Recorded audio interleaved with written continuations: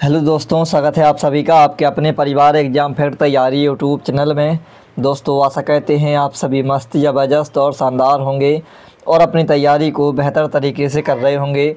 आज की इस क्लास में हम बात करने वाले हैं आरआरबी ग्रुप डी 2025 की, और यह हमारा प्रैक्टिस सेट नंबर फर्स्ट है दोस्तों, जिसमें हम लोग पढ़ेंगे पदार्थ यानी मैटर्स के बारे में।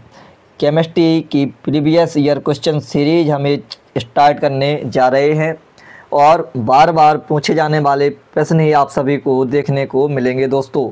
तो यदि आप सभी ने अभी तक हमारे चैनल को सब्सक्राइब नहीं किया है तो सबसे पहले आप सभी हमारे चैनल को सब्सक्राइब कर लें, साथ में बेल आइकन भी ऑन कर लें ताकि आने वाली सभी वीडियो का नोटिफिकेशन आप सभी तक पहुंचता रहे।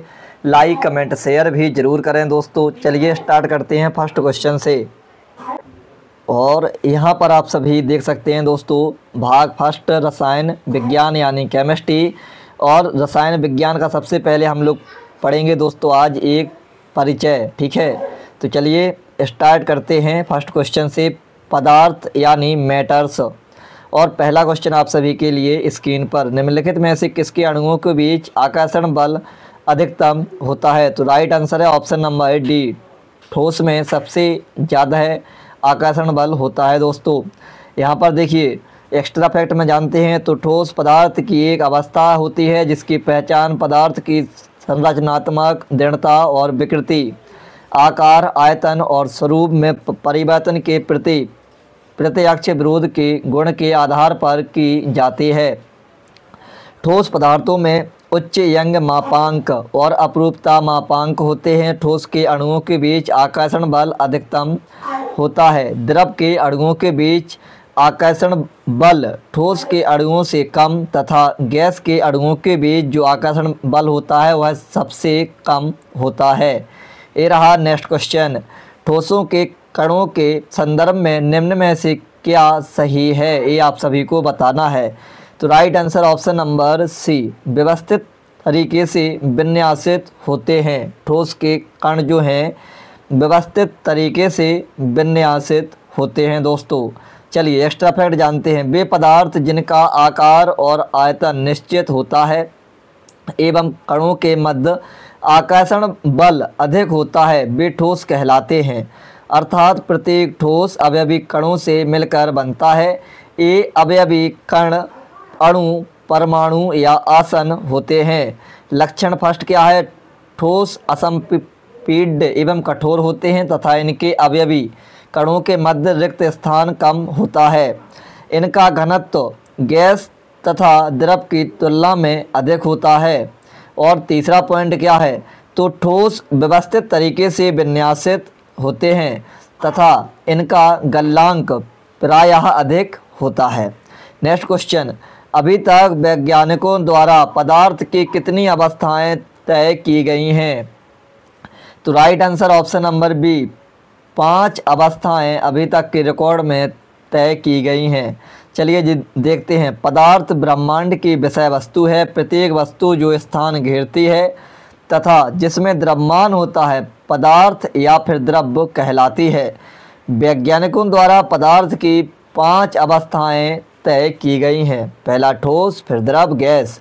इसके बाद चौथी अवस्था का नाम है प्लाज्मा और 5वीं अवस्था का नाम होता है बॉस-आइंस्टीन कंडेंसेट। चलिए आगे बढ़ते हैं नेक्स्ट क्वेश्चन की तरफ। और यहाँ पर देखिए, नीचे दी गई आकृति में से क्या अनुमान नहीं लगाया जा सकता है? सॉलिड, लिक्विड, गैस, ये प्लाज्मा। कौन सा अनुमान नहीं लगाया जा सकता है? तो चलिए देखिए कितने ऑप्शन हैं, पूरा प्रश्न ही हम लोग यहाँ पर कवर करते हैं, इस तरीके से छोटा कर लेते हैं। तो इस वाले प्रश्न का correct answer option number B है दोस्तों। आप कर लेते हैं जूम। कौन सा ऑप्शन नंबर है? तो ऑप्शन नंबर है अपना बी, इतना ही रहने देते हैं। चलिए देखिए, नीचे दी गई आकृति से क्या अनुमान नहीं लगाया जा सकता है? राइट आंसर है ऑप्शन नंबर बी, प्लाज्मा एक तरल पदार्थ है जो शरीर की सभी कोशिकाओं में मौजूद होता है। तो ऑप्शन नंबर बी, यह अनुमान नहीं लगाया जा सकता है, ध्यान रखेंगे, ठीक है। यह अनुमान नहीं लगाया जा सकता, option number B correct answer है। चलिए आगे बढ़ जाते हैं। ठोस, द्रव, गैस, प्लाज्मा। एक्स्ट्रा फैक्ट में देखते हैं अब इनकी जानकारी। तो दी गई आकृति में प्लाज्मा एक तरल पदार्थ है जो शरीर की सभी कोशिकाओं में मौजूद है का अनुमान नहीं लगाया जा सकता है। यह ठोस, द्रव, गैस के गुणों से काफ़ी भिन्न होता है, इसलिए इसे पदार्थ की एक भिन्न अवस्था या चौथी अवस्था माना जाता है। यह तरल पदार्थ केवल आरबीसी यानी लाल रक्त कोशिकाओं, सफ़ेद रक्त कोशिकाओं और बिंबाणु जिसे प्लेटलेट्स में पाया जाता है। ठीक है, ध्यान रखेंगे। प्लाज्मा का काम इन्हें पोषण पहुंचाना, रक्त वाहिनियों में इनके विचरण में सहायता करना होता है। ध्यान रखेंगे। तो ये जो प्लाज्मा है ना, यही चीज़ इन सभी से अलग है। चलिए आगे बढ़ते हैं नेक्स्ट क्वेश्चन की तरफ। ये रहा, किस में विसरण अत्यधिक तीव्रता से होता है? तो राइट आंसर है ऑप्शन नंबर सी, गैसों। किससे? Option number C correct answer हो जाएगा दोस्तों, गैस। ठीक, विसरण अत्यधिक तीव्रता से जो होता है वो गैस में होता है। चलिए एक्स्ट्रा फैक्ट देखते हैं। पदार्थ की तीन अवस्था ठोस, द्रव, गैस में से गैस पदार्थ की वह भौतिक अवस्था है जिसका आकार और आयतन दोनों अनिश्चित होते हैं। गैसों में विसरण अत्यधिक तीव्रता से होता है क्योंकि गैस के अणुओं में आकर्षण और प्रतिकर्षण नहीं होता है। ध्यान रखेंगे। तो विसरण की बात आए तो अत्यधिक होगा किसमें? गैसों में। ठीक है, नेक्स्ट क्वेश्चन ये रहा, एक शुद्ध पदार्थ है, कौन सा इनमें से एक शुद्ध पदार्थ है वो आप सभी को बताना है। तो चलिए आंसर देखते हैं। तो correct answer option number B, methane जो है ये आपका शुद्ध पदार्थ होता है। मैथेन शुद्ध पदार्थ है। यह पृथ्वी की सतह के नीचे पेट्रोलियम पदार्थों के साथ प्राकृतिक गैस के रूप में पाई जाती है। यह दलदली भूमि में भी मिलती है। कहाँ पर? दलदली भूमि में, इसलिए इसे मार्स गैस भी कहते हैं। ध्यान रखेंगे। मैथेन का वो कौन से नाम से जानते हैं? तो मार्स गैस कहाँ पर मिलती है? दलदली भूमि में ही पाई जाती है। ठीक है, और एक शुद्ध पदार्थ भी है जो मैथेन है। नेक्स्ट क्वेश्चन, निम्नलिखित में से कौन सा या कौन से कथन विधान सत्य हैं? दृढ़ता पदार्थ के या प्रकार के अनुसार कणों के स्थान के आकार बदलता है। उदाहरण के लिए ठोस पदार्थों का निश्चित आकार होता है जबकि तरल पदार्थ पात्र का आकार प्राप्त करते हैं। तो इस वाले प्रश्न का पहले तो हम देखेंगे आंसर, केवल बी सत्य है भाई साहब। कौन सा? केवल बी सत्य है, संपीड्यता। यह पदार्थों का वह गुण है जिसके कारण उच्च दाब पर उनका आयतन कम हो जाता है। गैसों में यह गुण पाया जाता है। केवल बी सही है, बाकी ए वाला गलत है दोस्तों। चलिए ये देखते हैं यहाँ पर एक्स्ट्रा फैक्ट में। तो यहाँ पर देखिए, दृढ़ता की बात करें, पदार्थों में दृढ़ता के गुण के कारण पदार्थ टूटने से पहले अपने ऊपर लगने वाले झटकों या धक्कों का विरोध करता है। अतः कथन ए गलत है और कथन बी सही है क्योंकि संपीड्यता गैसों में सबसे अधिक पाई जाती है। इसके कारण उच्च दाब पर इनका आयतन कम हो जाता है। अब जो क्वेश्चन हम लोग करेंगे वो है क्वेश्चन हमारा पदार्थों का वर्गीकरण, यौगिक, मिश्रण, विलयन। तो आप सभी को बताना है कि इनमें से कौन सा एक यौगिक नहीं है। तो ऑप्शन नंबर ए, लेड जो है ये करेक्ट आंसर हो जाएगा। ये यौगिक नहीं है। चौक आपकी यौगिक है, मिलकर बनती है। हाइड्रोजन सल्फाइड आपका यौगिक है, मिलकर बनता है। और सल्फर डाइऑक्साइड भी यौगिक है, ये भी मिलकर बनता है दोस्तों। यहाँ पर देखिए, देखते हैं दो या दो से अधिक तत्व जब एक निश्चित अनुपात में रासायनिक बंध द्वारा जुड़कर जो पदार्थ बनाते हैं उसे रासायनिक यौगिक कहते हैं। जैसे chalk, hydrogen sulphide, sulphur dioxide. Lead यानी पीबी एक तत्व है जो कि धातु है। ठीक है, ध्यान रखेंगे। आगे देखते हैं भौतिक एवं रासायनिक परिवर्तन। तो निम्नलिखित में से कौन सा अवलोकन हमें यह निर्धारित करने में मदद करता है कि रासायनिक अभिक्रिया हुई है या नहीं हुई? ध्यान रखेंगे, रासायनिक अभिक्रिया हुई है या फिर नहीं हुई। तो यहाँ पर देखिए ऑप्शन नंबर डी, ये सभी विकल्प कैसे हैं? सही है। अवस्था में परिवर्तन हो जाता है, गैस का उत्सर्जन हो जाता है, रंग बदल जाता है। ये सभी विकल्प कैसे हैं? सही, ऑप्शन नंबर डी।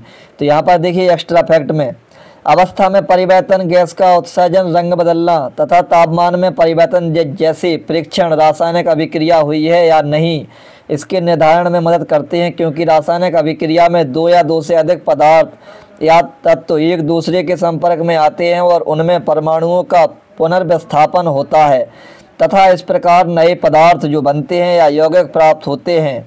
ठीक है, जैसे दूध से दही का बनना। सभी ये 4 चीज़ें याद रखेंगे। अवस्था में परिवर्तन, गैस का उत्सर्जन, रंग बदलता और तापमान में परिवर्तन। चलिए नेक्स्ट क्वेश्चन, निम्नलिखित में से कौन सा एक भौतिक परिवर्तन है, ये आप सभी को बताना है। भौतिक परिवर्तन बताइए। मानव में पाचन, मानव में श्वसन, दूध से दही बनना, पानी का बर्फ में परिवर्तन। भौतिक परिवर्तन कौन सा है? तो देखते हैं इसके आंसर क्या होता है। ऑप्शन नंबर ए, किसी पदार्थ में होने वाला ऐसा परिवर्तन जिसमें पदार्थ के रासायनिक गुण तो समान बने रहते हैं लेकिन पदार्थ के भौतिक गुण परिवर्तित हो जाते हैं, भौतिक परिवर्तन कहलाता है। जैसे पानी का बर्फ में परिवर्तन, शक्कर का पानी में घुलना, कांच का टूटना। अपनी पदार्थ में होने वाला वह परिवर्तन जिसमें कोई नया पदार्थ बनता है जो मूल पदार्थ के रासायनिक व भौतिक गुणों से पूर्णतः भिन्न होता है, रासायनिक परिवर्तन कहलाता है। जैसे लोहे पर जंग लगना, दूध से दही का बनना। अब देखिए, पानी का बर्फ में परिवर्तन और शक्कर का पानी में घुलना और कांच का टूटना। ठीक है, ये आपके भौतिक परिवर्तन हो जाएंगे, ध्यान रखेंगे। ठीक, क्या हो जाएंगे? भौतिक परिवर्तन। और लोहे पर जंग लगना, दूध से दही का बनना, ये आपके रासायनिक परिवर्तन हो जाएंगे दोस्तों। चलिए आगे बढ़ते हैं नेक्स्ट क्वेश्चन की तरफ, याद कर लेना। ये रहा नेक्स्ट क्वेश्चन, देख लीजिए रिपीट प्रश्न। कौन सा रासायनिक परिवर्तन का उदाहरण नहीं है?